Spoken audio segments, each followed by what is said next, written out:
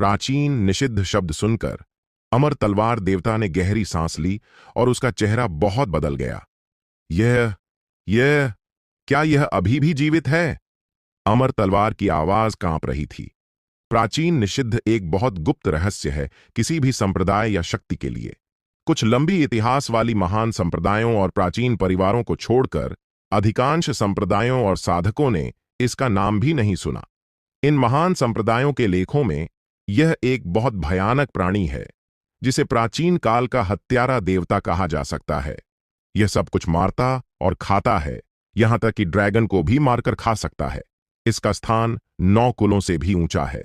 कहा जाता है कि प्राचीन काल में 9 कुलों के नेतृत्व में सभी प्रजातियों ने इस प्राचीन निषिद्ध प्राणी के खिलाफ एक धरती हिलाने वाला युद्ध लड़ा था। उस युद्ध में अनगिनत प्राणी मरे। पता नहीं कितनी प्रजातियां पूरी तरह नष्ट होकर हमेशा के लिए विलुप्त हो गईं। 9 प्राचीन कुलों को भी भारी नुकसान हुआ और मानव प्रजाति ने इसका फायदा उठाकर उनसे बड़ा युद्ध लड़ा और उन्हें दबा दिया। अगर प्राचीन काल में वह युद्ध न हुआ होता तो मानव प्रजाति के लिए प्राचीन युद्ध जीतना मुश्किल होता। मानव प्रजाति को 9 प्राचीन कुलों से गहरा डर है। आखिरकार यह डर अनंत वर्षों तक गुलाम रहने के बाद गहरे तक समाया हुआ है। प्राचीन निषिद्ध 9 प्राचीन कुलों से भी अधिक भयानक हैं। यह समझा जा सकता है कि जब अमर तलवार देवता ने प्राचीन निषिद्ध शब्द सुने तो उसका दिल हिल गया। अमर तलवार देवता के डर को भांपकर गोपीनाथ के आंखों में तिरस्कार की चमक आई और उसने कहा, मित्र, ज्यादा घबराने की जरूरत नहीं। मैंने हिसाब लगाया है कि इस प्राणी की साधना केवल धर्म क्षेत्र तक है। यह सुनकर महेंद्रनाथ का चेहरा थोड़ा शांत हुआ। अगर यह सिर्फ धर्म क्षेत्र है तो यह कोई बड़ी बात नहीं। जब तक पर्याप्त शक्तिशाली लोग भेजे जाएं, इसे दबाने के लिए काफी होगा। अगर सब कुछ विफल हो जाए तो बांजू को बुलाया जा सकता है। लेकिन गोपीनाथ ने बात बदलते हुए कहा, अगर हम इसे पर्याप्त समय दें और यह बड़ा हो जाए तो तब तक संप्रभु महाद्वीप खून से लथपथ हो जाएगा। तुम्हारे मानव प्रजाति के कोई भी महान संप्रदाय नहीं बचेंगे। महेंद्रनाथ ने सोचा और कहा, चूंकि यह एक प्राचीन निषिद्ध है, मैं गुप्त विधियों से इसका स्थान निकालने की कोशिश करूंगा। मुझे डर है कि यह इसे भांप लेगा, बस कुछ सुराग मिल जाए। गोपीनाथ ने ठंडे स्वर में कहा, चिंता मत करो। जब यह निषिद्ध प्राणी दुनिया में आएगा, न केवल मेरा वो कुल आएगा बल्कि अन्य भयानक कुलों के शक्तिशाली लोग भी आएंगे। अगर हम इसका स्थान ढूंढ लें तो हमारी एकजुट शक्ति से इसे जरूर दबा सकते हैं। मुझे कोशिश करने दो। महेंद्रनाथ ने जादुई सूत्र बनाया, अपनी आत्मा को प्रेरित किया और एक दिव्य प्रकाश उत्सर्जित किया जो उसकी हथेली में काले रंग के शल्क पर गिरा और उसने अनुमान लगाना शुरू किया। थोड़ी देर बाद महेंद्रनाथ का पूरा शरीर कांप उठा और वह कराहने लगा। आश्चर्यजनक! महेंद्रनाथ ने आखिरकार अपनी मुस्कान छिपा ली। इस बार वह अनुमान लगाने में नाकाम रहा, बल्कि सिर्फ एक शल्क ने उसकी आत्मा पर उल्टा असर डाला। महेंद्रनाथ ने गहरी सांस ली और फिर से गुप्त विधि का अभ्यास शुरू किया। उसकी आंखें धूसर कोहरे से ढक गईं। उसने काले शल्क को पकड़ा और अनुमान लगाना जारी रखा। धीरे धीरे महेंद्रनाथ की आंखों में धूसर कोहरे में खून की एक रेखा दिखाई दी। समय बीतने के साथ उसका शरीर थोड़ा कांपने लगा और यह कांपना और तेज हो गया। आखिरकार महेंद्रनाथ की आंखों में धूसर कोहरा गायब हो गया। उसका चेहरा पीला पड़ गया और वह हांफने लगा। उसने अपनी पकड़ ढीली की और काले शल्क जमीन पर गिर गए। यह विराटनगर में है। महेंद्रनाथ ने अपनी भंडारण थैली से विराटनगर का नक्शा निकाला और हांफते हुए कहा, मैं ठीक स्थान नहीं बता सकता, केवल एक अनुमानित सीमा बता सकता हूं। यहां के पास 1000 मील के दायरे में। महेंद्रनाथ ने नक्शे पर एक संप्रदाय के प्रतीक की ओर इशारा किया और गंभीर स्वर में कहा, भीष्म द्वार। अमर तलवार देवता की नजर नक्शे पर पड़ी और उसने धीरे से बुदबुदाया, हां। गोपीनाथ की आंखों में हरी रोशनी और तेज हो गई और उसने ठंडे स्वर में कहा, समय बर्बाद करने का नहीं है। मैं अभी अन्य बड़े भयानक कुलों को सूचित करूंगा और उन्हें तुरंत यहां आने को कहूंगा। महेंद्रनाथ, तुम्हें हमारे साथ चलना होगा और हर समय इसका स्थान अनुमानित करना होगा, गोपीनाथ ने कहा। नहीं, महेंद्रनाथ ने सिर हिलाया। इस अनुमान ने मेरे मन और ऊर्जा को थका दिया है। मुझे कम से कम 1 साल आराम करना होगा ताकि मैं ठीक हो सकूं। ठीक है, हम पहले चलते हैं। गोपीनाथ वहां नहीं रुका और तुरंत चला गया। विराटनगर, भीष्म द्वार। पावक, आओ और देखो, मैंने महान एकता सृजन गोली बना ली है। एक रसायन कार्यशाला में रिया ने अपने हाथ में एक गोली पकड़ी और पास में गंभीर चेहरे वाले पावक को खुशी से कहा, यह महान एकता सृजन गोली, अगर धर्म क्षेत्र का साधक इसे ले तो वह एक उच्च क्षेत्र में पहुंच सकता है। रिया ने जोड़ा, अफसोस, इतने समय तक बनाने के बाद केवल एक गोली सफल हुई। लेकिन कोई बात नहीं, मैं धीरे धीरे और बनाऊंगी, तब मैं एक गोली लूंगी, बड़ा भाई एक लेगा। पावक, तुम भी एक लो और देखो कि इसका कोई प्रभाव है या नहीं। पावक ने अपने मुंह का कोना थोड़ा उठाया और सिर हिलाया। अचानक पावक का चेहरा थोड़ा बदल गया और उसने भौहें सिकोड़ लीं, जैसे उसे कुछ समझ आया हो। रिया महान एकता सृजन गोली बनाने की खुशी में डूबी थी और उसने पावक की असामान्यता पर ध्यान नहीं दिया।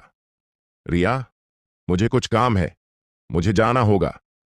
इस समय पावक ने अचानक बोला, अरे जाओ और अपना काम करो, जल्दी वापस आना।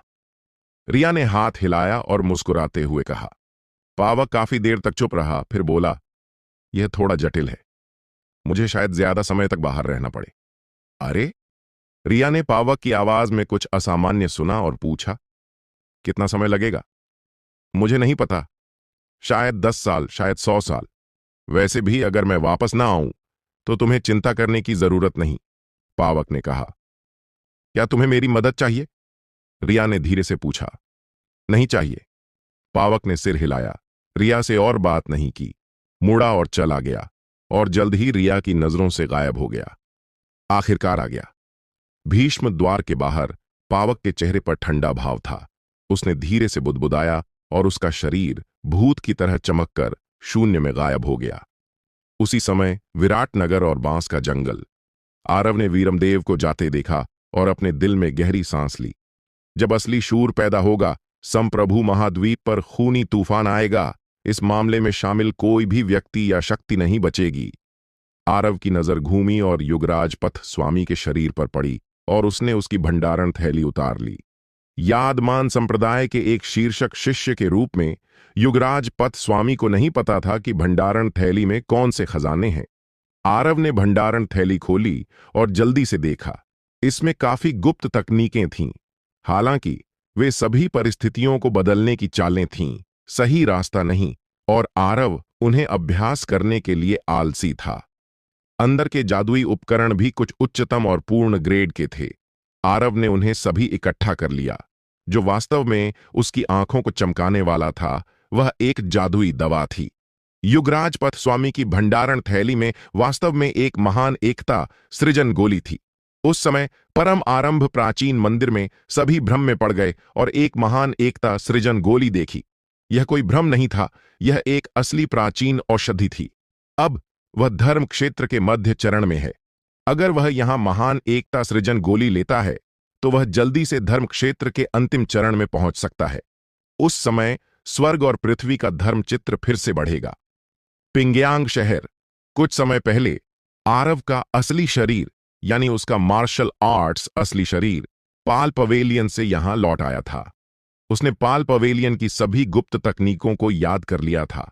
एक परिचित आंगन में एक आड़ू के पेड़ के नीचे बैठकर वह उस रात को याद करने से खुद को रोक नहीं सका जब कई साल पहले एक खून से सनी वस्त्र वाली महिला यहां खड़ी थी, धुंधली चांदनी में नहाई हुई और उसे आध्यात्मिक अभ्यास में ले गई थी। सब कुछ जैसे एक और जन्म की बात हो। उसने धीरे धीरे अपनी आंखें बंद कीं। वह रसायन पथ को तोड़ने और अगले क्षेत्र में प्रवेश करने के लिए तैयार था। रसायन पथ के बाद चाहे वह अमर, बुद्ध, राक्षस या दानव की साधना हो, सभी का एक ही लक्ष्य है, जो सुनहरी गोली के गुणात्मक परिवर्तन का उपयोग करके स्वर्ग और पृथ्वी से सन्नाद करना और प्रारंभिक आत्मा को संक्षेप करना है। मार्शल आर्ट्स के लिए भी यही सच है। अगला क्षेत्र, मैंने इसे मार्शल आत्मा क्षेत्र नाम दिया है। मार्शल आर्ट्स की आत्मा मार्शल आत्मा है। यह great wilderness daemon king secret book में यिन शेन क्षेत्र और अमर, बुद्ध और राक्षस कौशलों में उत्परिवर्तन क्षेत्र से मेल खाता है। बेशक मैंने अपनी मार्शल आर्ट्स को लगातार सुधारा है और मार्शल आर्ट्स क्लासिक्स में प्रशिक्षण के अनुसार उसकी मार्शल आत्मा और सामान्य आत्मा के बीच कुछ अंतर है। आड़ू के पेड़ के नीचे देवता स्थिर बैठा था, जैसे पत्थर बन गया हो। धीरे धीरे उसने सांस लेना भी बंद कर दिया। विपुल ने धीरे से अपनी शाखाएं हिलाईं।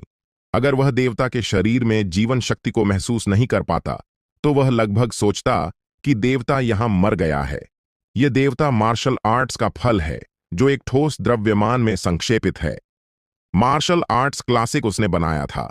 वह पहले ही मार्शल आर्ट्स की 9 परिवर्तनों में 9वें ड्रैगन और हाथी की शक्ति तक पहुंच चुका था।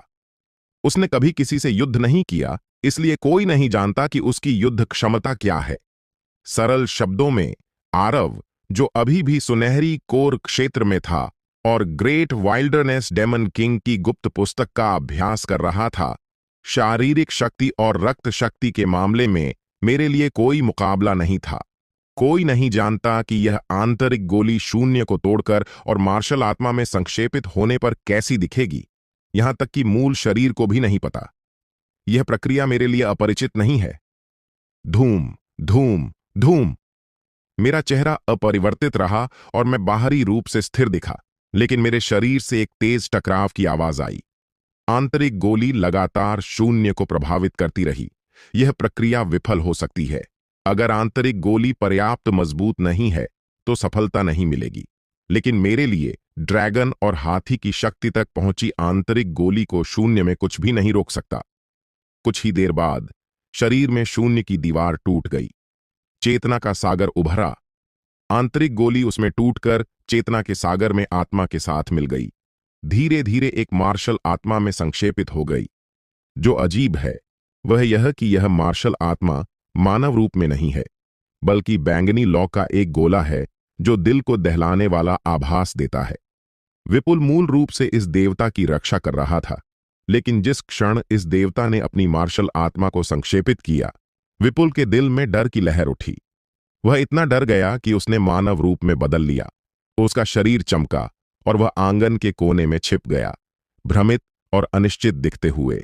मेरे द्वारा संक्षेपित बैंगनी मार्शल आत्मा की लौ ने धर्म क्षेत्र में मौजूद विपुल को भी डर का एहसास कराया। लंबे समय बाद चेतना के सागर में बैंगनी लौ का गोला लगातार बदलता रहा और धीरे धीरे आकार लेने लगा।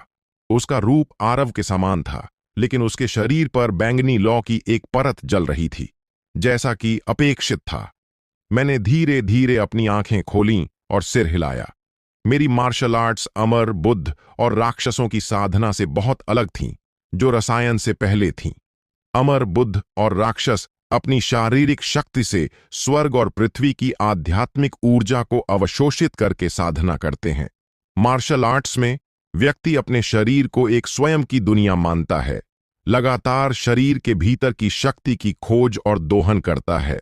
मैंने अनुमान लगाया था कि यदि कोई मार्शल आर्ट्स के 9वें स्तर तक पहुंच सकता है और फिर मार्शल आत्मा के क्षेत्र में कदम रखता है, तो बहुत संभावना है कि मार्शल आत्मा शुरुआत में ही किसी विशेष शक्ति को धारण करेगी।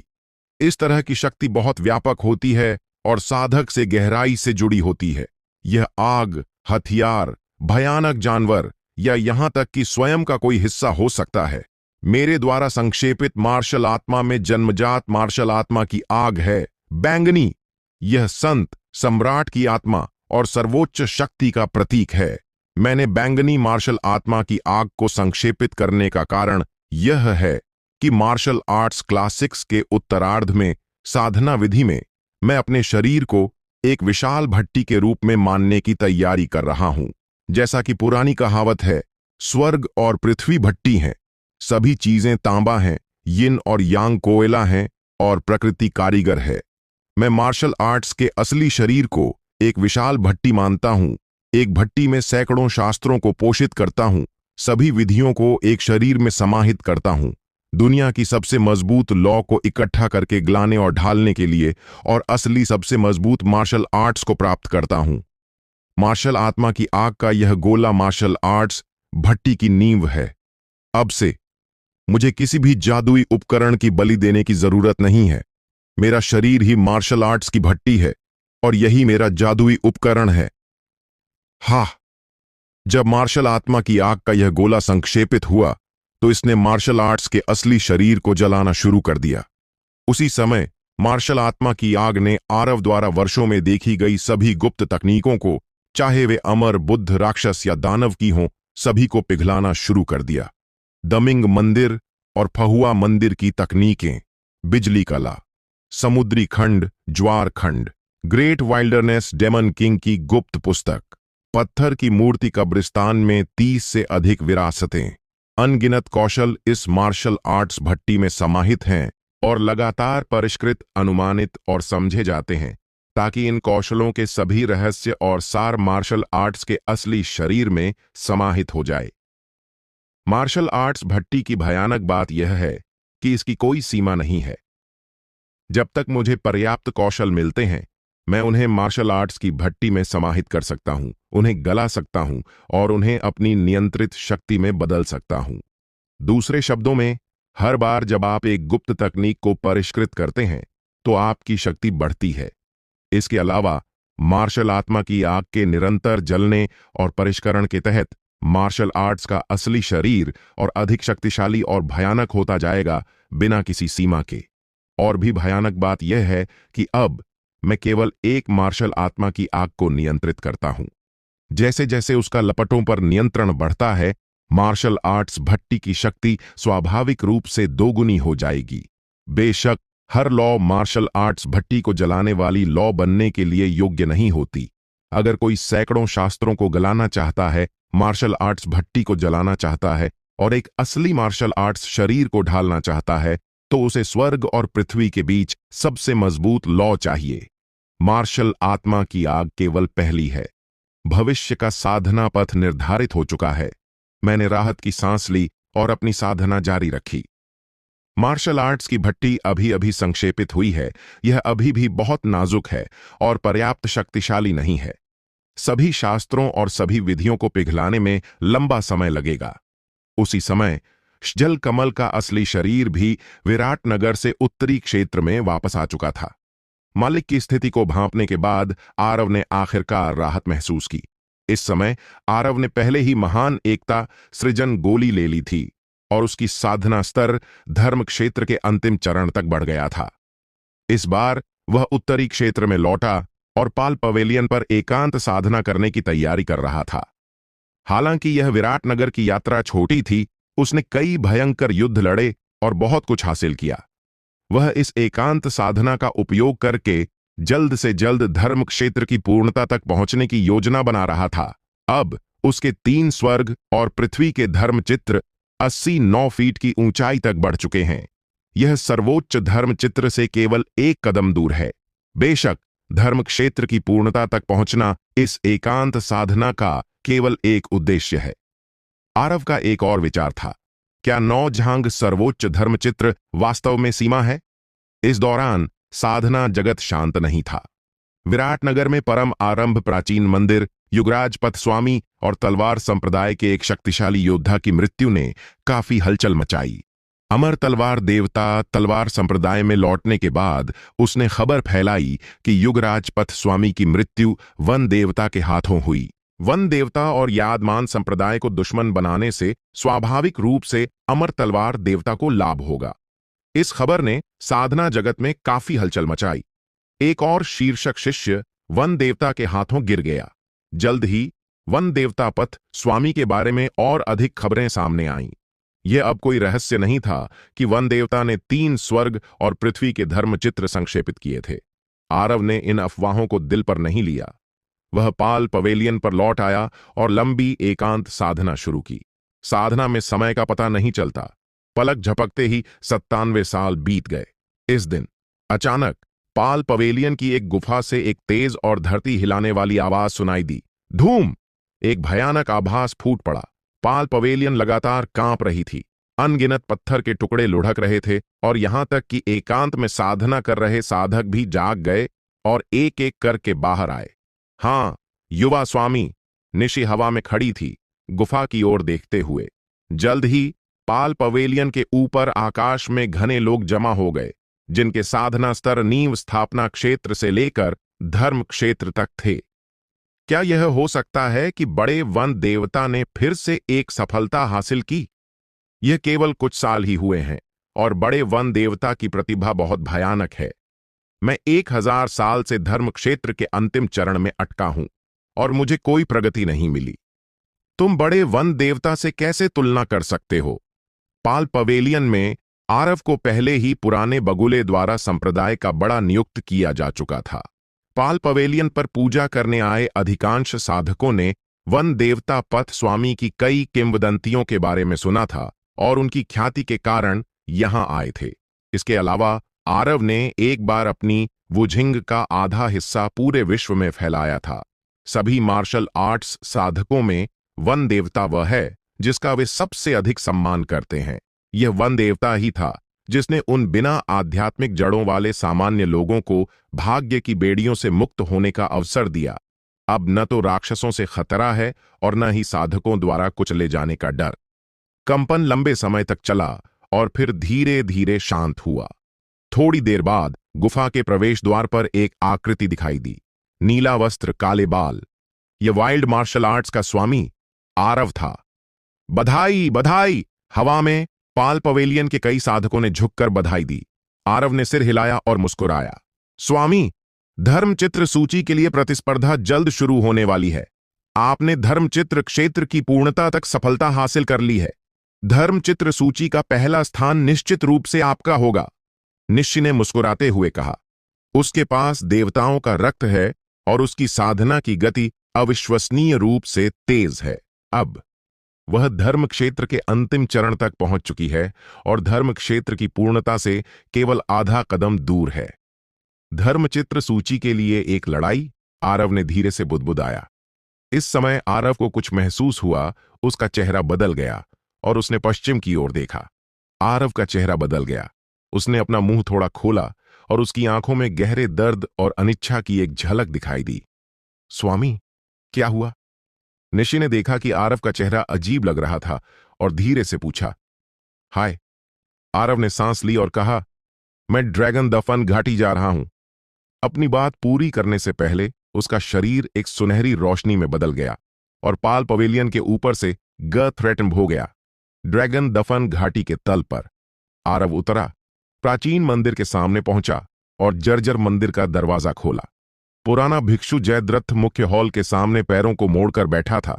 दरवाजे पर आरव को देखकर एक दयालु मुस्कान के साथ उसने कहा, तुम आ गए। गुरु। आरव का चेहरा दुख से भरा था। वह जल्दी से आगे बढ़ा और पुराने भिक्षु जयद्रथ के सामने घुटनों पर बैठ गया। बच्चे, ऐसा करने की जरूरत नहीं है। पुराने भिक्षु जयद्रथ ने अपनी सूखी पतली हथेली बढ़ाई, सुजिमों के माथे को धीरे से सहलाया और धीरे से कहा, हर कोई मरणशील है। मैंने लगभग 1 लाख साल जी लिए हैं। मैंने बहुत कुछ देखा और अनुभव किया। यह काफी है। पुराने भिक्षु जयद्रथ का समय आ गया था। गुरु, देखो, मूल देवता माला पूरी हो गई है। आरव ने जल्दी से पूरी मूल देवता माला उतारी और पुराने भिक्षु जयद्रथ के सामने रख दी। ठीक है। पुराने भिक्षु जयद्रथ ने राहत की नजर से देखा और सिर हिलाया। पुराने भिक्षु जयद्रथ की आंखों में कोई अफसोस, कोई अनिच्छा, कोई लगाव नहीं था और यह पानी की तरह शांत था। मैंने सुना है कि तुमने 3 स्वर्ग और पृथ्वी के धर्म चित्र संक्षेपित किए हैं। तुमने किस स्तर तक साधना की है? क्या तुम सर्वोच्च धर्म चित्र की साधना कर सकते हो? याद रखना, जब मौका मिले तो दक्षिणी क्षेत्र के रनडेंग मंदिर में मिंग जैन को देखने जाना। पता नहीं वह बच्चा अब कैसा है। पुराने भिक्षु जयद्रथ आरव से छोटी मोटी और मामूली बातें कर रहे थे, बिना किसी बिछड़ने की उदासी के। धीरे धीरे पुराने भिक्षु जयद्रथ चुप हो गए। कोई धरती हिलाने वाली घटना नहीं हुई, कोई दृष्टि प्रकट नहीं हुई। पुराने भिक्षु जयद्रथ शांति से चले गए। उनके चेहरे पर अभी भी दयालु और कोमल मुस्कान थी, लेकिन वह बुद्धिमान आंखें फिर कभी नहीं खुलेंगी। एक पुराना पूर्वज जिसकी आयु 1 लाख साल थी, समय के पीछा से बच नहीं सका और यहां चला गया। खड़खड़। हॉल के पीछे के आंगन से जंजीरों की आवाज आई। एक लंबी और मजबूत आकृति चली आई। उसके लाल बाल आग की तरह थे। पुराने भिक्षु जयद्रथ के जाने से पहले लाल बालों वाला भूत कभी सामने नहीं आया। ऐसा नहीं है कि लाल बालों वाले भूत का पुराने भिक्षु जयद्रथ से कोई बैर था। इसके विपरीत लाल बालों वाले भूत और पुराने भिक्षु जयद्रथ का रिश्ता बहुत गहरा था। आरव समझ गया कि लाल बालों वाला भूत केवल पुराने भिक्षु जयद्रथ को अपनी आंखों से जाते हुए नहीं देखना चाहता था और बिछड़ने की उदासी को अनुभव नहीं करना चाहता था। पुराना गंजा गद्दा चला गया और अब मेरा भी जाने का समय है। लाल बालों वाला भूत शायद ही कभी हंगामा करता सीपीएस और अफसोस के साथ सांस ली। वास्तव में उसके शरीर की जंजीरें बहुत पहले टूट चुकी थीं और वह दकियन आपदा का अपराधी नहीं था। वह बहुत पहले जा सकता था, लेकिन वह पुराने भिक्षु जयद्रथ के चले जाने तक वहां रुका रहा। इसे यहीं दफनाते हैं। लाल बालों वाला भूत। आरव ने सिर हिलाया। पुराने भिक्षु जयद्रथ का शरीर उठाया और मुख्य हॉल के पीछे कब्रिस्तान में ले जाकर दफनाया। आरव ने प्राचीन मंदिर की सभी पुरानी किताबें एक भंडारण थैली में डाली और उन्हें पाल पवेलियन पर ले जाने की तैयारी की। ड्रैगन दफन घाटी के ऊपर। क्या तुम ड्रैगन कुल में वापस जा रहे हो? आरव ने पूछा। लाल बालों वाले भूत ने सिर हिलाया और कहा, मेरी सुरक्षा के बिना।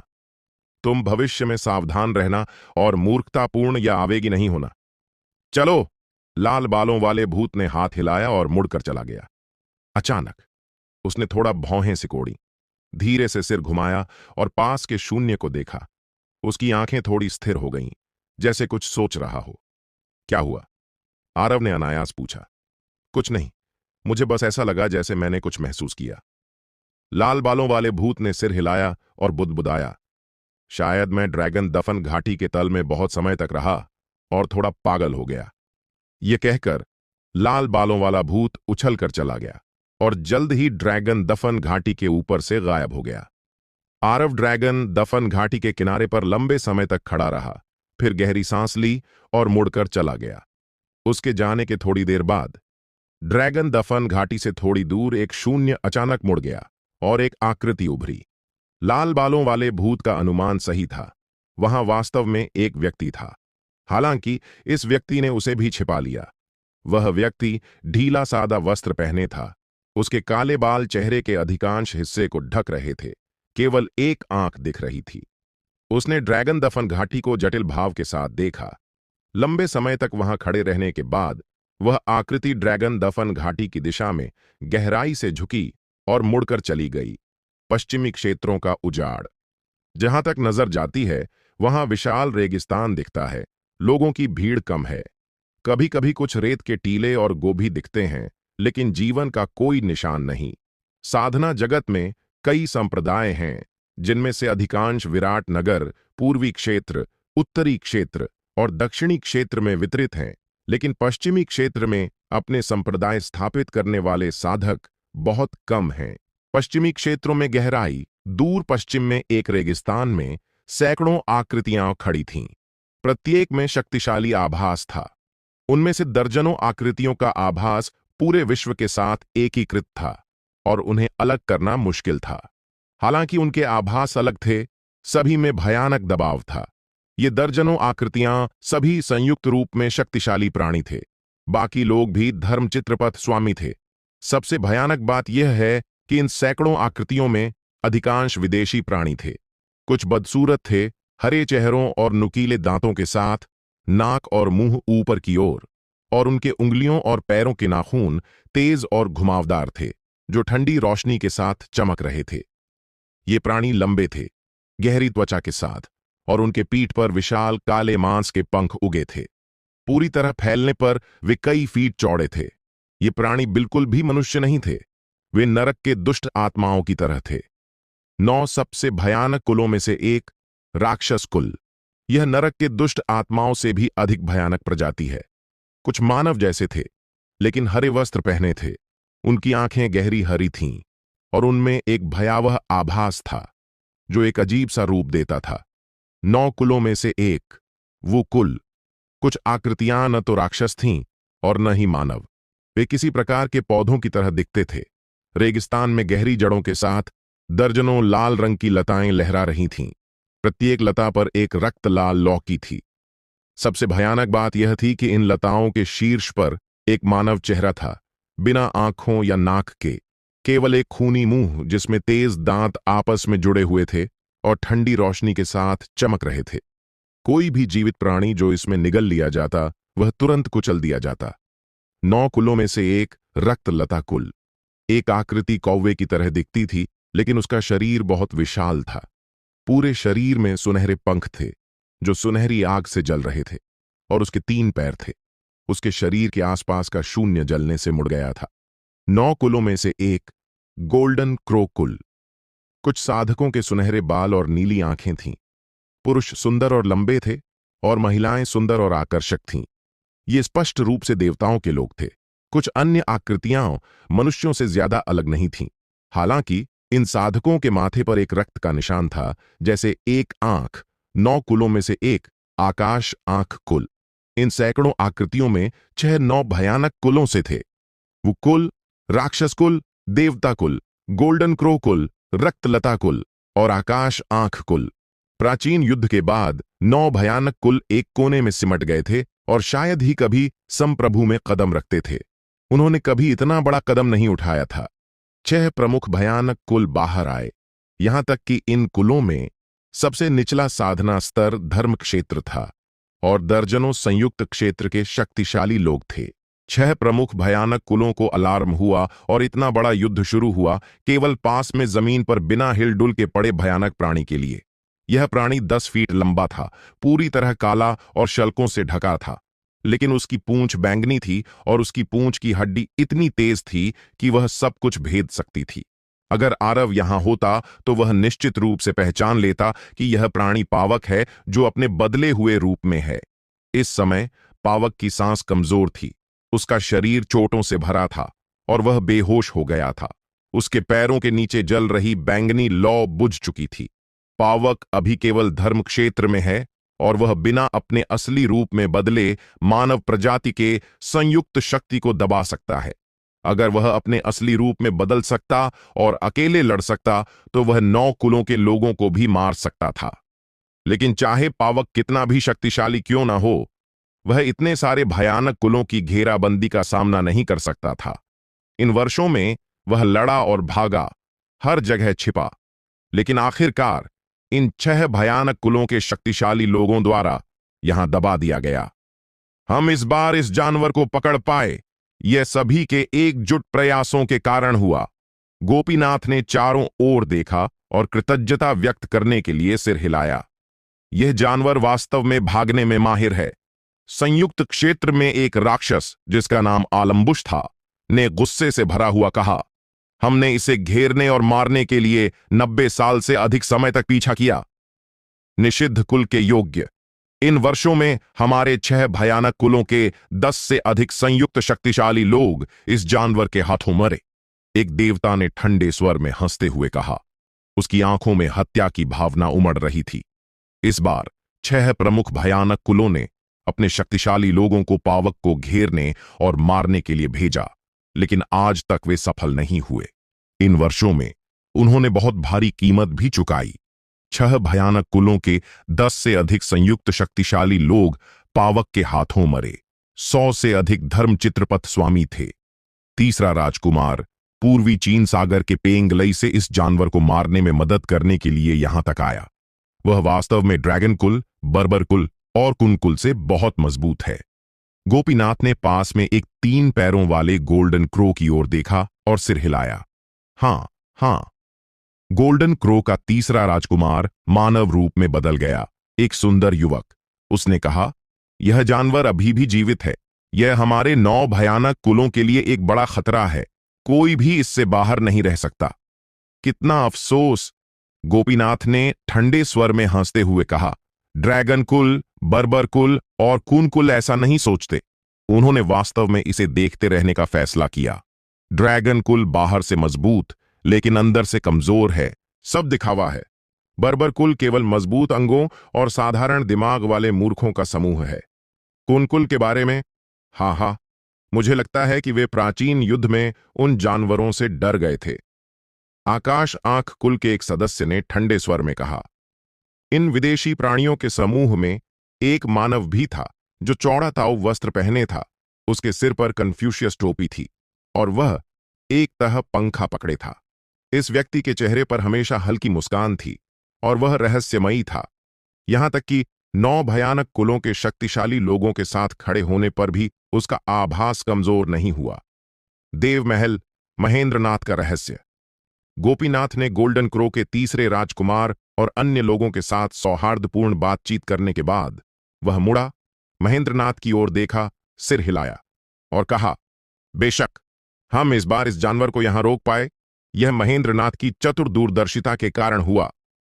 9 प्राचीन कुलों को मानव प्रजाति पर प्राकृतिक श्रेष्ठता की भावना है। आखिरकार मानव प्रजाति जन्म से कमजोर होती है और एक समय में यह सबसे निचली श्रेणी थी जिसे उनके द्वारा अनंत काल तक गुलाम बनाया गया था। इसके अलावा दोनों पक्षों के बीच एक प्राचीन युद्ध छिड़ गया था। इन वर्षों में हालांकि 6 भयानक कुलों के लोग पावक का पीछा करने के लिए महेंद्रनाथ के अनुमानों पर निर्भर रहे, फिर भी भयानक कुलों के अधिकांश लोग महेंद्रनाथ को कभी सीधे नहीं देखते थे। अब जब उन्होंने गोपीनाथ को महेंद्रनाथ का धन्यवाद करते सुना तो अन्य भयानक कुलों ने कोई प्रतिक्रिया नहीं दी और उदासीन दिखे। कुछ नहीं। महेंद्रनाथ ने शांति से कहा, यह जानवर बहुत सतर्क और तेज है। मैं एक अंतिम दांव लगा रहा हूं। वह सबसे अधिक संभावना यहां से भागेगा। महेंद्रनाथ ने पश्चिम की ओर इशारा किया। वह दूर पश्चिम था। दूर से आप ऊंचे और लहराते हुए पहाड़ों की पंक्तियां देख सकते हैं। अगर आप ध्यान से देखें तो आप स्पष्ट रूप से देख सकते हैं कि पहाड़ अनगिनत शवों से भरे हुए हैं। कुछ शव अभी तक सड़े नहीं थे और अभी भी अपनी मूल आकृति बनाए हुए थे। शव लंबे थे, 1000 फीट से अधिक लंबे, पहाड़ों पर पड़े थे, जैसे सोया हुआ ड्रैगन। सटीक रूप से कहें तो यह एक ड्रैगन का कंकाल था। 1000 फीट से अधिक लंबा ड्रैगन कंकाल। आपको पता होना चाहिए कि धर्म क्षेत्र में ड्रैगन कुल केवल कुछ दर्जन फीट तक फैल सकता है। 1000 फीट से अधिक लंबा ड्रैगन कंकाल का क्या मतलब है? कुछ शव पक्षियों के आकार में थे। उनके फैले हुए पंख 100 फीट से अधिक लंबे थे। उनके शरीर के नीचे 3 पैरों की हड्डियां जमा थीं और हड्डियां सभी सुनहरी थीं। जब गोल्डन क्रो का तीसरा राजकुमार उस शव को देखता है तो उसका चेहरा पीला पड़ जाता है। अनंत पहाड़ों में विभिन्न शवों के ढेर हैं, जिनमें न केवल 9 भयानक कुल शामिल हैं बल्कि अनगिनत अज्ञात प्राणियों के शव भी हैं। उस जगह से एक हत्या का आभास निकल रहा था और केवल एक नजर डालने से ही डर लगता था। ये 6 भयानक कुलों के शक्तिशाली लोग सभी अभिमानी और गर्वित थे, लेकिन जब उनकी नजर उस दिशा में पड़ी तो उनकी गति थोड़ी कमजोर हो गई। उनकी आंखें टाल-मटोल करने लगीं और उन्होंने डर और आशंका दिखाई। अगर यह कहा जाए कि संप्रभु महाद्वीप पर 9 निषिद्ध क्षेत्र हैं तो मनुष्य वहां कदम रखने की हिम्मत नहीं करते। दूर का अनंत पर्वत श्रृंखला 9 प्राचीन कुलों का निषिद्ध क्षेत्र है। दूर पश्चिम का स्थान कुनलुन खंडहर। आत्मीय रक्त नामक एक प्रोटोस ने डर के साथ कहा, हमने इस जानवर को पहले ही रोक लिया। यह अच्छा हुआ। अगर वह वहां भाग जाता तो शायद हम उसे कभी नहीं पकड़ पाते। गोपीनाथ का चेहरा भी कुछ गंभीर लग रहा था और उसने आग्रह किया, चलो, हमें यहां से जल्द निकलना चाहिए। हालांकि यह कुनलुन खंडहर से अभी भी बहुत दूर था। 6 भयानक कुलों के लोग पहले से ही थोड़ा असहज महसूस कर रहे थे। इस जानवर का क्या करें? इसे सीधे मार दें? आलम्बुश राक्षस ने अपने खून के प्यासे दांत दिखाए और हत्या के स्वर में बोला। आकाश आंख कुल के एक सदस्य ने सिर हिलाया और कहा, मुझे लगता है कि यह अच्छा विचार है। इसे मार दो ताकि भविष्य की परेशानियों से बचा जाए और कोई दुर्घटना ना हो। नहीं। जमीन पर रक्तलता ने मानव रूप में बदल लिया। उसने निर्णायक रूप से सिर हिलाया और कहा, इस जानवर का रक्त बहुत शक्ति रखता है। अगर इसे मार दिया और यह मृत रक्त बन गया तो शक्ति बहुत कम हो जाएगी। हां, आत्मीय रक्त देवता ने सिर हिलाया और कहा, यह जानवर खजानों से भरा है। इसे ऐसे मार देना थोड़ा जल्दबाजी होगी। मैंने इसे देवता कुल की स्वर्गीय जंजीरों से बांध दिया है। इसका कोई रास्ता नहीं कि यह मुक्त हो सके। जब समय आएगा इसे जीवित वापस लाएं और हम 6 भयानक कुल इसे कैसे संभालना है इस पर चर्चा करेंगे। ठीक है। गोपीनाथ की आंखें चमकीं और उसने सहमति में सिर हिलाया। पावक के शरीर पर सब कुछ चाहे वह शल्क हों, पंजे हों या रक्त, स्वर्ग और पृथ्वी का खजाना है। 6 भयानक कुलों के अपने अपने विचार हैं और स्वाभाविक रूप से एक कुल को इसका एकाधिकार नहीं करने देना चाहते। आत्मीय रक्त देवता ने अपनी भंडारण थैली पर थप्पड़ मारा और एक चमकदार सुनहरी जंजीर निकाली। जंजीर पर 5 हीरे के लोहे के छल्ले थे। छल्लों का आंतरिक घेरा तेज कांटों से जड़ा था, जिसमें कांटेदार दांत और बहुत तेज थे। इस स्वर्गीय देवता ताला को देखकर गोपीनाथ और अन्य की पुतलियां थोड़ी सिकुड़ गईं। देवता की जंजीर को देवता कुल का सबसे प्रसिद्ध हथियार माना जाता है। यहां तक कि अगर 9 भयानक कुलों को देवता की जंजीर से बांध दिया जाए तो उनके लिए मुक्त होना मुश्किल होगा। लोहे के छल्ले के कांटे आसानी से मांस को भेद सकते हैं और गहराई तक घुस सकते हैं। इसके अलावा कांटे खोखले हैं और लगातार रक्त को अवशोषित कर सकते हैं, जिससे स्वर्गीय देवता जंजीर में फंसे प्राणियों के लिए अपनी जीवन शक्ति को कभी ठीक करना असंभव हो जाता है। जैसे ही रक्त और ऊर्जा थोड़ा ठीक होती है, उसे लोहे के छल्ले के कांटों द्वारा चूस लिया जाता है। आत्मीय रक्त देवता ने अपने हाथ में स्वर्गीय देवता ताला पावक की ओर फेंका। खड़खड़ स्वर्गीय देवता की जंजीर उतरी और तुरंत पावक को लपेट लिया। शक्तिशाली दैवीय शक्ति ने पावक को लगातार दबाया और निचोड़ा। पावक का शरीर बदल गया, उसका मूल शरीर गायब हो गया और वह मानव रूप में बदल गया। टक टक 5 लोहे के छल्ले तुरंत पावक की बाहों, पैरों और गर्दन को बंद कर दिए और कांटे गहराई से पावक के मांस में घुस गए। पावक ने कराहते हुए भौहें सिकोड़ लीं और दर्द में दिखा। हा हा हा हा हा। आलमबुश राक्षस उत्साहित दिखा और जोर से हंसा। छोटे जानवर, अब फिर से इतना घमंड कर और फिर से भाग। इस समय महेंद्रनाथ ने पावक को मानव रूप में बदलते देखा और उसका चेहरा बदल गया। उसने धीरे से बुदबुदाया, यह वही है। क्यों, तुमने उसे देखा है? गोपीनाथ ने देखा कि महेंद्रनाथ का चेहरा अजीब लग रहा था और मुड़कर पूछा। महेंद्रनाथ ने सिर हिलाया और कहा, उसका नाम पावक है। वह साधना जगत में कई बार प्रकट हुआ है। उसकी युद्ध शक्ति भयानक है, लेकिन उसने कभी अपना असली रूप नहीं दिखाया। उसका एक करीबी दोस्त भी है। साधना जगत में एक समय ऐसा माना जाता था कि वह उस व्यक्ति का आत्मा पशु है। यह असंभव है। आकाश आंख कुल के एक सदस्य ने निर्णायक रूप से सिर हिलाया और कहा, कौन निषिद्ध कुल को वश में कर सकता है? महेंद्रनाथ ने देवता कुल और राक्षस कुल के लोगों को देखा, रहस्यमयी ढंग से मुस्कुराया और कहा, उस समय मध्यवर्ती प्राचीन युद्ध क्षेत्र में उसने और उस व्यक्ति ने मिलकर वानशियांग शहर में तुम दोनों भयानक कुलों को दफनाया था। आलमबुश राक्षस का चेहरा बदल गया और उसने ठंडे स्वर में कहा, वह लड़का, उसका नाम क्या है? वन देवता पथ स्वामी, महेंद्रनाथ ने धीरे से कहा। अब उसने मार्शल आर्ट्स बनाया है जिससे बिना आध्यात्मिक जड़ों वाले सामान्य लोग साधना कर सकते हैं। उसकी अपनी युद्ध शक्ति भयानक है। उसने कई सुपर संप्रदायों के शीर्षक शिष्यों को मारा है और 3 स्वर्ग और पृथ्वी के धर्म चित्र संक्षेपित किए हैं। उसकी ख्याति बहुत बड़ी है। 3 स्वर्ग और पृथ्वी के धर्म चित्र, 6 भयानक कुलों के लोग भौहें सिकोड़ते हुए। आरव ने 3 धर्म चित्रों को संक्षेपित किया, जिसने पूरे साधना जगत में एक बड़ा तूफान खड़ा किया। लेकिन 6 भयानक कुलों के लिए वे केवल थोड़ा आश्चर्यचकित हुए।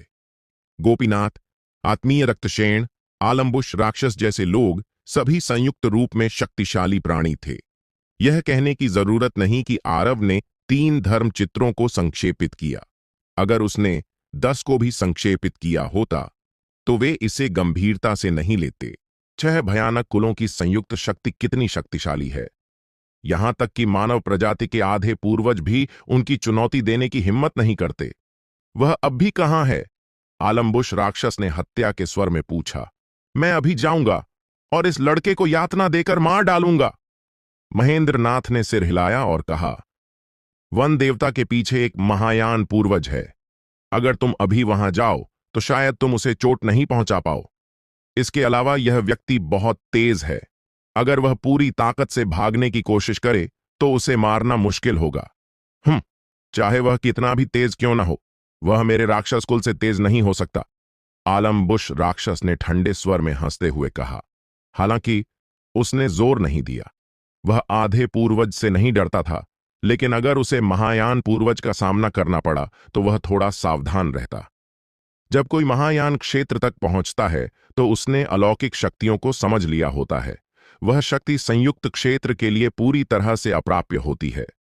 महेंद्रनाथ ने जोड़ा, इसके अलावा अगर हम दुश्मन को सतर्क कर दें और वन देवता को भागने और छिपने का मौका मिल जाए तो मैं उसका स्थान नहीं निकाल पाऊंगा। तुम उसका अनुमान नहीं लगा सकते? गोपीनाथ ने भौहें सिकोड़ी। आपको पता है, यहां तक कि निषिद्ध कुल के लिए महेंद्रनाथ एक अनुमानित सीमा निकाल सकता था। एक छोटे से मानव प्रजाति का महेंद्रनाथ के लिए अनुमान नहीं लगाया जा सकता था। महेंद्रनाथ शांत दिखा और बोला, एक बार एक गुरु था जिसने स्वर्ग की इच्छा के खिलाफ जाकर वन देवता की किस्मत बदल दी थी। वह एक रहस्य की परत में लिपटा हुआ है और मैं उसका अनुमान नहीं लगा सकता। फिर क्या करें? आलम्बुश राक्षस ने ठंडे स्वर में कहा, मैं इस वन देवता को जरूर मार डालूंगा। हाँ, इस लड़के ने मेरे लोगों को मारा था और मैं उसे कभी नहीं छोड़ूंगा। आत्मीय रक्तशेन ने भी धीरे से कहा। गोल्डन क्रो का तीसरा राजकुमार दुष्टता से मुस्कुराया और बोला, मैं तुम्हारे कहे इस तथाकथित वन देवता पथ स्वामी से मिलने के लिए उत्सुक हूं। महेंद्रनाथ मित्र, तुम्हारे पास कोई अच्छा विचार है? गोपीनाथ ने पूछा। यह कोई अच्छा विचार नहीं है, यह सिर्फ एक खुला षड्यंत्र है। महेंद्रनाथ ने पास में पावक की ओर इशारा किया और हल्के से मुस्कुराते हुए कहा, 1000 साल में एक बार होने वाली धर्मचित्र सूची की लड़ाई जल्द शुरू होने वाली है। जब समय आएगा, इस जानवर को चारा बनाकर इस्तेमाल करो। भले ही उसे खतरे का पता हो, वन देवता निश्चित रूप से सामने आएगा। वन देवता के स्वभाव को देखते हुए वह निश्चित रूप से इस जानवर को बचाने के लिए कार्रवाई करेगा। उस समय तुम्हें कुछ करने की जरूरत नहीं होगी। अनगिनत संप्रदाय और शक्तियां स्वाभाविक रूप से इसे मारने के लिए कार्रवाई करेंगी। तुम्हें बस किनारे से तमाशा देखना है। गोल्डन क्रो का तीसरा राजकुमार ने ताली बजाई और हंसते हुए कहा, मजेदार मजेदार। कुछ गलत तो नहीं होगा ना? आकाश आंख कुल के एक सदस्य ने ठंडे चेहरे के साथ भौहें सिकोड़ते हुए कहा, बिल्कुल नहीं। आत्मीय रक्त देवता ने गर्व से हाथ हिलाया और बोला, यह स्वर्गीय देवता ताला मेरे देवता कुल के बड़ों ने मुझे दिया था। यहां तक कि अगर कोई जादुई हथियार मुझ पर पड़ जाए तो वह बिना नुकसान के रहेगा। महायान पूर्वजों द्वारा उपयोग किए जाने वाले हथियारों को यदि उनमें अलौकिक शक्तियों की शक्ति समाहित हो तो जादुई हथियार कहा जाता है। महेंद्रनाथ ने भी सिर हिलाया और कहा, सब लोग निश्चिंत रहें। एक बार यह निषिद्ध प्रकट हो जाए, न केवल तुम्हारे 9 प्राचीन कुल बल्कि हमारी मानव प्रजाति भी इसे जीवित नहीं रहने देगी। निषिद्ध सभी प्रजातियों का दुश्मन है। जो भी इसे बचाने की हिम्मत करेगा वह इसके साथ दफन हो जाएगा। हालांकि महेंद्रनाथ ने यह मुस्कुराते हुए कहा, इसमें ठंडी हत्या की भावना थी। पाल पवेलियन। पुराने भिक्षु जयद्रथ के चले जाने के बाद से आरव यहां लौट आया था, लेकिन हाल ही में वह थोड़ा बेचैन महसूस कर रहा था, जैसे कुछ बड़ा होने वाला हो। यह एक अचानक का आभास था, संयोग नहीं, लेकिन उसके पास कोई सुराग नहीं था। एक दिन आरव गुफा में चुपचाप बैठा था जब उसे अचानक एक विचार आया। उसने अपनी आस्तीन लहराई और गुफा का दरवाजा धीरे से खुल गया। एक आध्यात्मिक बगुला एक संदेश लेकर अंदर उड़ा। आरव ने हाथ बढ़ाकर उसे लिया। रिया? इस आध्यात्मिक बगुले में एक परिचित आभास था। यह रिया द्वारा बनाया गया था। भाई, मुझे तुम्हारी याद आती है। तुम इन दिनों कैसे हो? धर्मचित्र सूची की प्रतिस्पर्धा जल्द शुरू होने वाली है। क्या तुम इसमें भाग लोगे? तब हम मिल सकते हैं। यह देखकर आरव हल्के से मुस्कुराया और पढ़ना जारी रखा। इन सभी वर्षों में तुमने पावक को देखा है? 90 साल पहले पावक अचानक मुझसे चला गया और बिना किसी निशान के गायब हो गया। वह कभी वापस नहीं लौटा। जिस दिन वह गया वह अजीब लग रहा था, जैसे कुछ ठीक नहीं था। अगर वह तुम्हारे साथ है तो कृपया मुझे एक संदेश भेजकर सूचित करो। यह देखकर आरव गहरे विचार में पड़ गया। पावक गायब है। सामान्य रूप से पावक की युद्ध शक्ति के साथ अगर वह 100 साल के लिए गायब हो जाता तो यह कोई बड़ी बात नहीं होती। संप्रभु महाद्वीप पर शायद ही कोई उसे चोट पहुंचा सकता हो। यहां तक कि अगर वह दुश्मन को हरा नहीं सकता तो वह भाग सकता है। पावक को क्या हुआ होगा? क्या पावक की उत्पत्ति उजागर हो गई है? तुरंत आरव ने फिर से सिर हिलाया। पावक इतना सावधान था और उसने केवल एक बार उसके सामने अपना असली रूप दिखाया था, तो वह इतनी आसानी से उजागर कैसे हो सकता? इस समय गुफा के दरवाजे से बाहर एक और जादुई बगुला उड़ा। आरव ने उसे लिया और देखा। यह आध्यात्मिक बगुला विजयदेव से आया था। धर्मचित्र सूची की लड़ाई में मत जाओ, मत जाओ। बगुले पर ज्यादा जानकारी नहीं थी, केवल कुछ शब्द जो एक स्पष्ट चेतावनी दे रहे थे। इसके अलावा यह जल्दबाजी में लिखा हुआ लग रहा था। क्या ऐसा हो सकता है कि बड़े सुपर संप्रदायों ने अनुमान लगा लिया है कि गुरु का देहांत हो गया है और वे धर्मचित्र सूची की लड़ाई में मुझे मारने के लिए एकजुट होने की योजना बना रहे हैं? आरव ने जल्दी से इस संभावना के बारे में सोचा। इन वर्षों में दिव्यता महल, हवा व बिजली महल और तलवार संप्रदाय जैसे सुपर संप्रदायों ने उसे इसलिए बर्दाश्त किया क्योंकि वे पुराने भिक्षु जयद्रथ से डरते थे। अब जब पुराने भिक्षु जयद्रथ का देहांत हो गया है, यह समझ में आता है कि ये सुपर संप्रदाय कार्रवाई करने को तैयार हैं। आरव ने मन ही मन ठंडी हंसी हंसी। इस स्थिति में वह धर्मचित्र सूची की प्रतिस्पर्धा में भाग नहीं लेगा। विजयदेव द्वारा इस तरह चेतावनी देने का मतलब है कि इस धर्मचित्र सूची की लड़ाई का खतरा अकल्पनीय होना चाहिए। वह सोच ही रहा था कि दरवाजे के बाहर एक आकृति दिखाई दी। यह निश्चित ही स्वामी, धर्मचित्र सूची के बारे में खबर है। निशी आरव के पास आई और बोली, सुना है कि धर्मचित्र सूची की प्रतिस्पर्धा अभी भी विराट नगर में होगी, लेकिन इस बार यह पहले से थोड़ी अलग है। कुछ पुरस्कारों के अलावा धर्मचित्र सूची के 72 साधक निषिद्ध रक्त पीने का अवसर भी प्राप्त करेंगे। कैसा निषिद्ध रक्त? आरव ने बिना ज्यादा सोचे यूं ही पूछ लिया। निश्य ने सिर हिलाया और बोली, मुझे नहीं पता। ऐसा लगता है कि देव महल और कुछ सुपर संप्रदायों ने मिलकर प्राचीन काल के एक बहुत भयानक निषिद्ध प्राणी को पकड़ लिया है। कहा जाता है कि इस निषिद्ध रक्त की हर बूंद में अकल्पनीय शक्ति होती है। आरव का चेहरा बहुत बदल गया। उसी समय ड्रैगन कंकाल घाटी में एकांत में साधना कर रहे ड्रैगन का असली शरीर तेज दस्तक की आवाजों से जाग गया। आरव अब ड्रैगन कुल का युवा स्वामी है, जिसे सभी 5 कुल सम्मान देते हैं। जब तक कोई बहुत महत्वपूर्ण बात न हो, ड्रैगन कुल उसे कभी परेशान नहीं करता। आरव ने बिना हिचक के खड़े होकर ड्रैगन की गुफा छोड़ दी। युवा स्वामी, बड़े आपको मुख्य हॉल में बैठक के लिए बुला रहे हैं। एक मशाल ड्रैगन ने सम्मानजनक नजरों से सिर झुकाकर कहा। आरव ने सिर हिलाया और केंद्रीय क्षेत्र में मुख्य हॉल की ओर बढ़ा। इन वर्षों की एकांत साधना के दौरान ड्रैगन कुल के असली शरीर को 3 जन्मजात अलौकिक शक्तियों की सहायता मिली थी और उसकी साधना की गति बहुत तेज थी।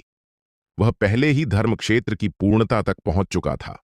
बेशक धर्म क्षेत्र की पूर्णता तक पहुंचने और संयुक्त अवस्था में प्रवेश करने के लिए न केवल एक अवसर की जरूरत है, बल्कि लंबे समय तक जमाव की भी आवश्यकता हो सकती है। आरव मुख्य हॉल में आया और ऊपर देखा। मुख्य हॉल में दर्जन भर बड़े बैठे थे, जिनमें न केवल मशाल ड्रैगन कुल के महान बड़े शामिल थे, बल्कि अन्य 4 कुलों के महान बड़े भी थे। इतनी बड़ी घटना, आरव ने सोचा। क्या बात इतने सारे बड़ों को हिला सकती है? ड्रैगन पूर्वज, कृपया बैठो। महान मशाल ड्रैगन बड़े ने हाथ हिलाया, संकेत देते हुए कि आरव बैठकर बात कर सकता है। ड्रैगन कुल के युवा स्वामी के रूप में वह मौजूद बड़ों के बराबर था और कुछ सामान्य ड्रैगन कुल बड़ों से भी ऊपर था। मैंने तुम्हें आज यहां इसलिए बुलाया है ताकि तुम्हें एक बात की सूचना दे सकूं। महान मशाल ड्रैगन बड़े ने कहा। प्राचीन काल का एक निषिद्ध प्राणी, जिसका रक्त अभी भी जीवित है, उसे 6 भयानक कुलों ने जीवित पकड़ लिया है। यह सुनकर आरव चौंक गया। उसके दिमाग में सबसे पहले पावक का ख्याल आया, लेकिन आरव शांत रहा, गहरी सांस ली और पूछा, यह कौन सा निषिद्ध है? कृपया महान बड़े मुझे समझाए। महान मशाल ड्रैगन बड़े ने अतीत की ओर देखा और धीरे से कहा, प्राचीन काल में अनगिनत प्रजातियां थीं और एक सख्त पदानुक्रम था। यह अब से कहीं अधिक क्रूर था। हमारे 9 भयानक कुल प्राचीन काल से विश्व पर हावी रहे हैं। हालांकि हमारे ऊपर एक और प्रकार का प्राणी था, निषिद्ध कुल, जैसा कि अपेक्षित था। पावक का रक्त वास्तव में 9 प्राचीन कुलों से अधिक मजबूत और भयानक है। यह आश्चर्य की बात नहीं है कि जब पावक पहली बार ड्रैगन कंकाल घाटी में आया था, उसने बिना हिचक ड्रैगन अंडे खाए थे। महान मशाल ड्रैगन बड़े ने जारी रखा। निषिद्ध कुल बहुत विशेष है। इसके जन्म की संभावना बहुत कम है और रक्त दुर्लभ है। प्रत्येक पीढ़ी में विश्व में केवल 1 या 2 ही मौजूद होते हैं। हमें अब तक जो निषिद्ध कुलों के बारे में पता है, उनमें ड्रैगन और फीनिक्स शामिल हैं। ड्रैगन फीनिक्स में न केवल ड्रैगन कुल का रक्त है, बल्कि दैवीय फीनिक्स का रक्त भी है। यह बहुत शक्तिशाली है और इसकी युद्ध शक्ति जबरदस्त है। यह प्राचीन काल में एक सच्चा निषिद्ध है। यह कहते हुए महान मशाल ड्रैगन बड़े ने आरव को गहराई से देखा। थोड़ा रुकने के बाद महान मशाल ड्रैगन बड़े ने जारी रखा, निषिद्ध कुल में कुनपेंग भी है। 9 प्राचीन कुलों में से एक कुंडकुल है। कुनपेंग कुंड से कहीं अधिक शक्तिशाली है। यह मछली में बदल सकता है और हजारों मील तक तैर सकता है। विशाल समुद्र को निगल सकता है। यह पक्षी में भी बदल सकता है। चंद्रमा और सूर्य की शक्ति लिए आकाश और पृथ्वी में उड़ान भर सकता है। यह पहली बार था जब आरव ने इन चीजों के बारे में सुना। आरव ने बाधा नहीं डाली और सुनना जारी रखा। हालांकि पावक एक निषिद्ध कुल है, यह निश्चित रूप से ड्रैगन, फीनिक्स या कुनपेंग नहीं है। महान मशाल ड्रैगन बड़े ने धीरे से कहा, निषिद्ध कुल की एक और शाखा है जिसे हॉ कहा जाता है। महान मशाल ड्रैगन बड़े ने कहा, हॉ प्राचीन काल का हत्यारा देवता, सभी प्राणियों के शीर्ष पर खड़ा है। 9 भयानक कुल इसके भोजन हैं। 9 भयानक कुलों को खाना वास्तव में निषिद्ध शब्द के योग्य है। आरव ने मन ही मन सोचा, मैं गलत नहीं हो सकता। पावक निश्चित रूप से किरण है। आश्चर्य नहीं, जब पावक अभी अभी पैदा हुआ था, उसे बंदर और अन्य लोगों द्वारा पकड़े गए किसी भी आध्यात्मिक जानवर को खाने में रुचि नहीं थी। इसके बजाय जब वह ड्रैगन कंकाल घाटी में आया और एक ड्रैगन अंडा देखा, तो उसने अभूतपूर्व रुचि दिखाई। महान मशाल ड्रैगन बड़े ने जारी रखा, बेशक इन 3 निषिद्ध कुलों की संख्या इतनी कम है कि इनका कोई कुल ही नहीं है और स्वाभाविक रूप से उनके पास संप्रभु पर शासन करने की क्षमता और ऊर्जा नहीं है। आरव ने सिर हिलाया। प्राचीन काल में 9 भयानक कुलों ने संप्रभु महाद्वीप पर शासन किया था। हालांकि 9 भयानक कुलों के ऊपर 3 निषिद्ध प्राणी थे, जिनमें 9 भयानक कुलों को दबाने और मारने की क्षमता थी। प्राचीन काल के महान युद्ध में क्या हुआ? आरव ने पूछा। महान मशाल ड्रैगन बड़े का चेहरा जटिल था। उसने कहा, प्राचीन काल में संप्रभु महाद्वीप अपने चरम पर था और ये 3 निषिद्ध प्राणी मौजूद थे।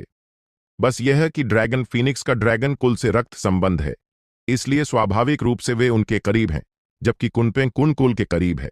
केवल किरण हमेशा अकेला रहा है। उसका स्वभाव गर्वित और उदासीन है और वह किसी भी कुल के करीब नहीं जाता। हॉ क्रूर और लापरवाह था। 9 भयानक कुलों को मनमाने ढंग से मारता था। इसने आखिरकार ड्रैगन फीनिक्स और कुनपेंग का गुस्सा भड़का दिया, जिन्होंने 9 भयानक कुलों को हॉ के खिलाफ एक भयंकर युद्ध में नेतृत्व किया। यह युद्ध बहुत क्रूर था। शव जमीन पर बिखरे हुए थे, पहाड़ों में ढेर हो गए थे। 9 भयानक कुलों के अनगिनत लोग मारे गए या घायल हुए। लगभग सभी कुल शामिल थे। बहुत कम लोग बचे। आरव चुप रहा। किरण को निषिद्ध कहा जाने का वास्तव में एक कारण है। ऐसी मौजूदगी में सभी प्रजातियों को नष्ट करने की क्षमता है। कौन नहीं डरेगा? यहां तक कि ड्रैगन फीनिक्स और कुनपेंग के साथ 9 भयानक कुलों को अभी भी गंभीर चोटें आईं। आप कल्पना कर सकते हैं कि वह युद्ध कितना क्रूर था। उस युद्ध में कुछ भी सही या गलत नहीं था।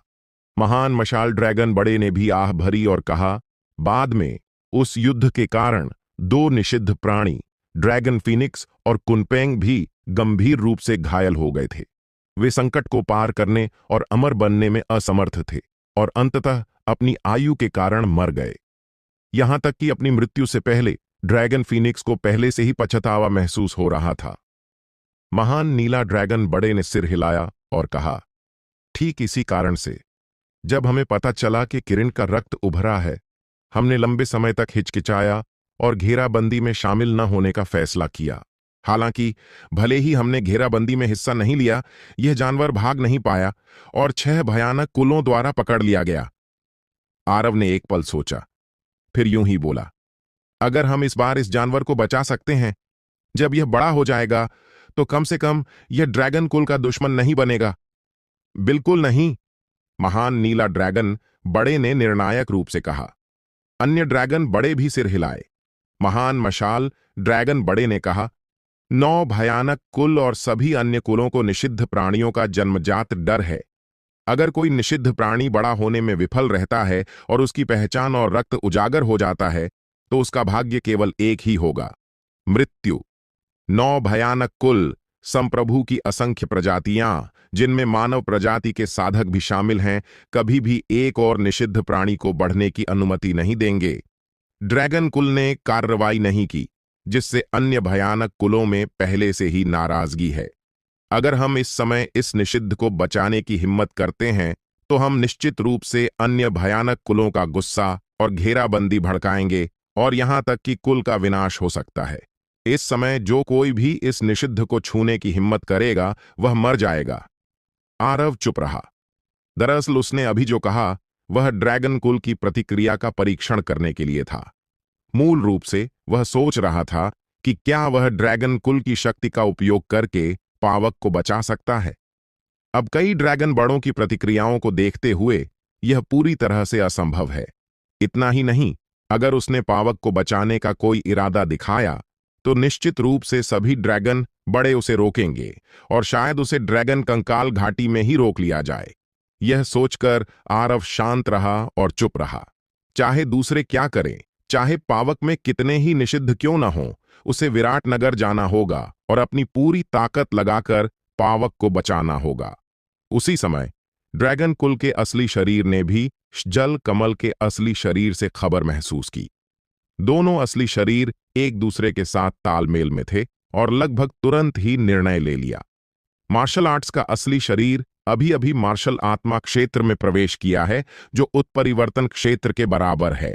यह पर्याप्त मजबूत नहीं है और इसे हिलाने की जरूरत नहीं है। इस बार ड्रैगन कुल का असली शरीर और जल कमल का असली शरीर दोनों को भेजा जाना चाहिए। विराट नगर की इस यात्रा में आरव को अभूतपूर्व खतरों का सामना करना पड़ेगा। यह कहना अतिशयोक्ति नहीं होगी कि वह मृत्यु के खतरे में होगा। कुछ सुपर संप्रदायों का पहले से ही उससे बैर था।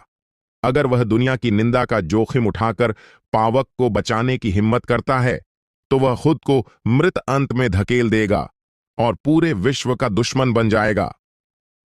फिर भी आरव के मन में कोई हिचकिचाहट नहीं थी। उसके लिए पावक कोई प्राचीन निषिद्ध नहीं है, बल्कि उसका शपथ लिया भाई और परिवार का सदस्य है, जो कई वर्षों से उसके साथ है। वह कभी भी तटस्थ रहकर इससे बाहर नहीं रहेगा। यहां तक कि अगर पूरा विश्व मेरा दुश्मन हो, मैं हिचकिचाऊंगा नहीं। महान मशाल ड्रैगन बड़े ने कहा, मैंने तुम्हें आज यहां इस निषिद्ध के लिए नहीं बुलाया, बल्कि तुम्हें एक बात की याद दिलाने के लिए। क्या? आरव ने पूछा। 5 कुल बड़ों ने एक दूसरे की ओर देखा। फिर मशाल ड्रैगन बड़े ने आरव को देखा और धीरे से कहा, हमारा अनुमान है कि तुम बहुत संभावना है कि एक और निषिद्ध प्राणी बन सकते हो, ड्रैगन फीनिक्स। आरव चौंक गया, लेकिन जल्द ही उसे समझ में आया। उसके शरीर में ड्रैगन रक्त है और दैवीय फीनिक्स की हड्डियां हैं। अगर दोनों रक्त मिल जाए, तो वह एक नया निषिद्ध ड्रैगन और फीनिक्स बन सकता है। उस समय जब तुम्हें पुश्तैनी ड्रैगन द्वारा बपतिस्मा दिया गया और तुमने अपनी जन्मजात अलौकिक शक्तियों को जागृत किया, तब कई अजीब घटनाएं हुईं। मुझे डर है कि केवल ड्रैगन फीनिक्स रक्त ही पुश्तैनी ड्रैगन को डरा सकता है और 5 पंजों वाले दैवीय ड्रैगन को हरा सकता है। महान मशाल ड्रैगन बड़े ने आह भरी और कहा, बेशक इसके लिए एक अवसर की आवश्यकता हो सकती है। मुझे नहीं पता। आखिरकार तुम अभी पूरी तरह से ड्रैगन शरीर में भी नहीं बदल सकते। महान नीला ड्रैगन बड़े ने कहा, अगर तुम भविष्य में ड्रैगन फीनिक्स बन सकते हो और कभी भी पुश्तैनी क्षेत्र तक नहीं पहुंचते, तो तुम्हें सावधान रहना होगा कि अपनी पहचान और रक्त उजागर न करो, वरना तुम्हारा भाग्य भी इस जानवर जैसा होगा। उस समय मुझे डर है कि ड्रैगन कुल भी तुम्हें नहीं बचा पाएगा। आरव ने सिर हिलाया। ड्रैगन और फीनिक्स, वे उससे बहुत दूर हैं। वह शायद उस समय तक इंतजार नहीं कर पाएगा। इस धर्म क्षेत्र सूची की लड़ाई में ड्रैगन कुल का असली शरीर और जल कमल कुल का असली शरीर कुछ धर्म क्षेत्र के प्रतिभाशाली लोगों का सामना नहीं कर रहे हैं, बल्कि सभी संप्रदायों और शक्तियों और 6 भयानक कुलों का सामना कर रहे हैं। यह बहुत संभावना है कि दोनों असली शरीर मौके पर ही मर जाएं। इस बार दूसरा पक्ष स्पष्ट रूप से एक जाल बिछा रहा है। वे न केवल पावक को मारना चाहते हैं, बल्कि उसे भी मारना चाहते हैं। मुझे नहीं पता कि उन्होंने किस तरह का जाल बिछाया है। इनमें आरव के लिए एकमात्र अनुकूल परिवर्तन शायद ड्रैगन कुल का असली शरीर है। आरव ने अचानक कहा, मैं इस बार धर्मचित्र सूची की प्रतिस्पर्धा को देखने की योजना बना रहा हूं। तुम वहां क्या करने जा रहे हो? महान मशाल ड्रैगन बड़े ने भौहें सिकोड़ी और तुरंत सतर्क हो गया। आरव ने कहा, मैंने अभी तक 3 निषिद्ध जानवरों को नहीं देखा है। यह एक अनूठा अवसर है, मैं इसे कैसे छोड़ सकता हूं? बड़े, चिंता न करें, मैं अपनी पहचान छिपाकर रखूंगा और बस किनारे से तमाशा देखूंगा। कोई खतरा नहीं होगा।